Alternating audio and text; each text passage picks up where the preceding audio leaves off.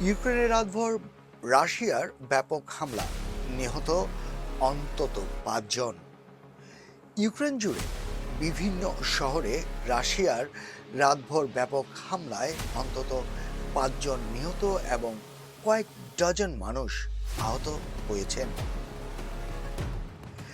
Dnipro শহরে 4 জন নিহত এবং 16 জন আহত হয়েছেন। এছাড়া রাজধানী কিয়েভে 1 জন নিহত এবং অন্তত 29 জন আহত হয়েছেন।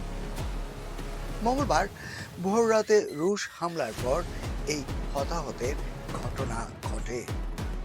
রাজধানী কিয়েভে হাজার হাজার মানুষ আশ্রয় কেন্দ্রে আশ্রয় নেন। শহরের কেন্দ্রস্থল থেকে আকাশে বিশাল ধোঁয়ার কুণ্ডলী উঠতে দেখা যায়। ইউক্রেনের অধিকাংশ অঞ্চলে বিমান হামলার সতর্কতা জারি ছিল। গত সপ্তাহে মস্কো সতর্ক করেছিল যে তারা ইউক্রেনের বিরুদ্ধে পদ্ধতিগত হামলা চালাবে। এর কারণ হিসেবে তারা উল্লেখ করেন, গত মাসে ইউক্রেনের রুশ নিয়ন্ত্রিত লুহান্স্ক অঞ্চলের একটি ছাত্রাবাসে ড্রোন হামলায় 21 জন নিহত হওয়ার ঘটনা। কিয়েভের মেয়র ভিটালি ক্লিনস্কো জনগণকে আশ্রয় কেন্দ্রে থাকার আহ্বান জানিয়েছেন।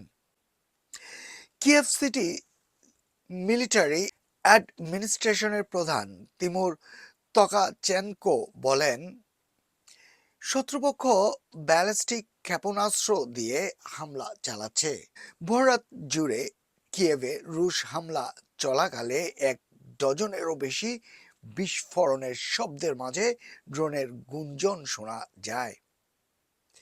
শহরের বিভিন্ন এলাকায় বিদ্যুৎ বিভ্রাট ও অগ্নিকাণ্ডের খবর পাওয়া গেছে।